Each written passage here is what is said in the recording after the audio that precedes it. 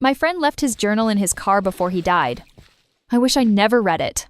Full story. I wasn't sure if I should post this. Part of me still thinks it's wrong, like I'm exposing something that was never meant to be read. However, the cops gave me the journal, stating that I was listed as David's emergency contact. It was found in the passenger seat of his car the night he was discovered. Pages half burned, some soaked in whiskey, others covered in what looked like ash and blood. I almost threw it away. God knows I wanted to. But curiosity, or guilt maybe, made me read it. The first few entries were just ramblings, David blaming himself for the fire, talking about his wife, Haley, and their kids. But then things got dark. He wrote about hearing voices, seeing them in mirrors, and smelling smoke that wasn't there. The further I read, the more his writing changed, becoming sloppier, more fragmented, and paranoid. The last couple of entries, however, were written like he got his sanity back compared to the entires before. And that's what you're about to read. I don't know if what he described was real or if it was all in his head. However, after what I saw when I returned to the house, I'm not so sure anymore. April 12, 2015.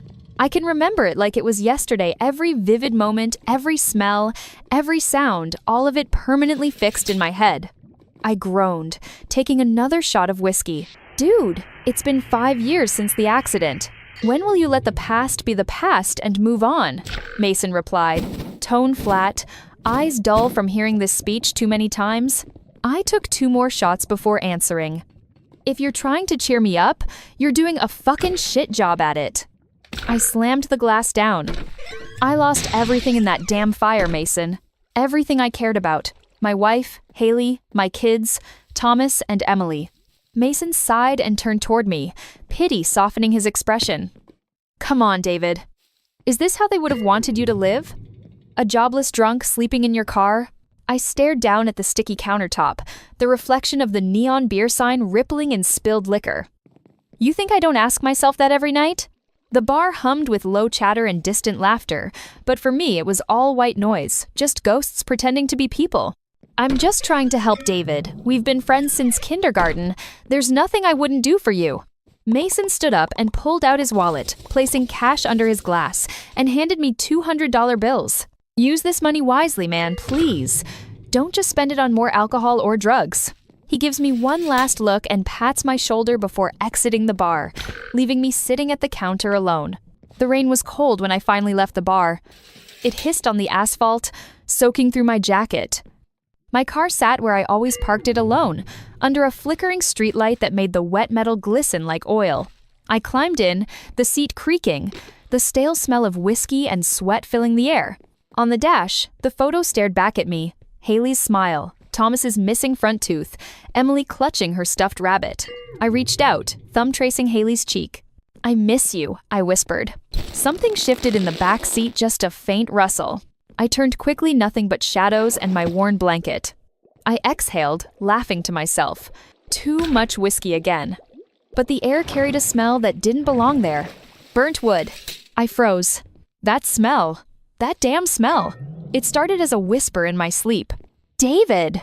I woke up sweating and with a pounding headache. The car windows were fogged from the inside. Outside, fog hugged the lot like a ghost. I wiped the glass with my sleeve and froze. Written in the condensation were the words, "Why did you leave us?" The letters bled down the glass as I blinked, melting like ash in water. I scrambled out, flashlight in hand, scanning the lot. No one there. The fog moved like breath, curling and folding around me. I could swear I heard children laughing, a sound both sweet and wrong, echoing too close. When I got back in, the photo was gone. My hands shook as I searched the seat, the dash, and under the floor mat. Nothing. Then, from behind me, a voice whispered through the dark, "Dad?" I spun around. Empty. The air reeked of burnt plastic. I drove all night, too afraid to stop. The 13th of April, 2015. "Man, you look like hell," Mason said the next morning. We sat in the diner, coffee steaming between us. "I didn't sleep," I muttered. He leaned back, studying me. "You've got to stop doing this to yourself. The fire wasn't your fault." I looked up sharply. "Wasn't it?" I told Haley I'd fix that damn outlet. I told her I'd be home early. I wasn't. "David, stop! Mason's expression changed, looking more serious.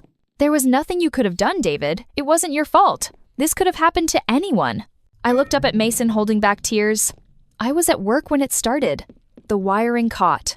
The whole damn house went up in minutes. The fire chief said they didn't even make it out of the fucking hallway. Silence stretched between us. Mason rubbed his temple, searching for words that didn't exist. If you keep chasing their ghosts, and you aren't careful, you'll end up joining them, he said finally. Maybe that's what I wanted. April 18, 2015. Nights bled together. I stopped seeing people, stopped calling Mason. The bottle became my companion. Every time I closed my eyes, I saw them: the house, the flames licking the windows, Haley's silhouette at the stairs. Then, one night, I woke to the sound of humming. It was her voice. Soft, gentle. The lullaby she used to sing to Emily. Go to sleep, my little star. My breath hitched. Haley? The air shimmered in front of me. A faint outline formed her shape in the driver's seat beside me, skin pale, eyes empty. She turned, smiling that same perfect smile that once melted my heart. Come home, David. I blinked and she was gone. But in the passenger seat, lying where she'd been, was the photo from before. Edges charred, her face blackened by soot. April 19, 2015. Today, I drove to what was left of our home. I hadn't been there since the funeral. The property was overgrown, and the mailbox rusted and bent. The skeleton of the house still stood, hollow and black. The roof had caved in years ago. I stepped inside, each board groaning beneath my boots. The air was damp, thick with mildew and something else. Something sweet and rotten. Every step echoed. The wallpaper peeled in strips, revealing smoke-stained studs beneath. Then I heard it. A child's laughter, light, muffled, coming from upstairs. Thomas, I whispered, half believing. I climbed the charred steps, the wood soft and crumbling under my weight. The hallway stretched longer than I remembered. At the end, Emily's room. Her door was open.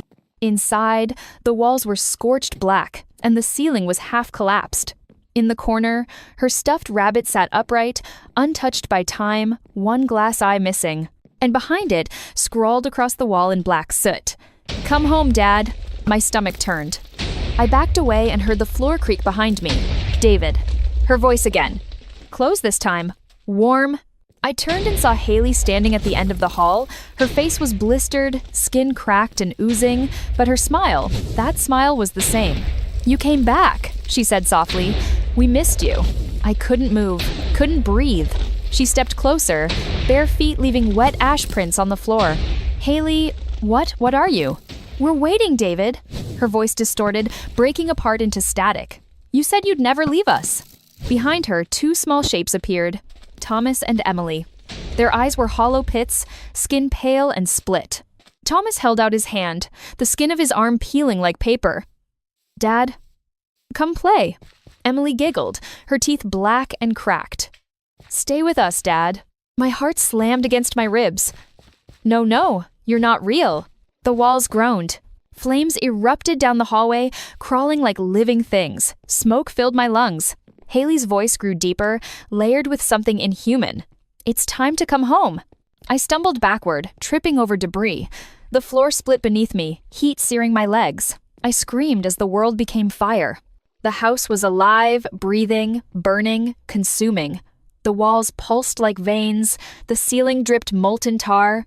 They closed in around me. Haley's charred hand reached through the smoke, gripping my wrist with impossible strength. Skin sloughed off her fingers, exposing bone, but she held fast. Stay, David, she whispered. It's better here. You don't have to hurt anymore. Her eyes were black pits glowing from within, twin furnaces of grief and rage. Thomas and Emily circled me, laughter warping into shrieks. The air screamed. I felt something break inside me, something human. Okay, I whispered. I'll come home. Her grin widened. Flames swallowed us whole. That's where David's journal ends. They found the car the next morning, parked in front of the house's ruins. Engine still running. Inside, the front seat was empty except for a journal, a bottle of whiskey, and a single photograph on the dashboard. 3 faces smiled back. Edges burned away until only one remained clear. David's.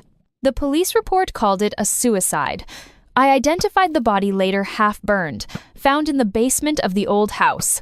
Locals say if you drive down Sparrow Lane late at night, you'll see the glow of fire flickering through the trees. Some say they hear laughter. Others say it's crying. And a few claim that if you listen closely enough, you can still hear a man whispering inside the flames, "I'm home."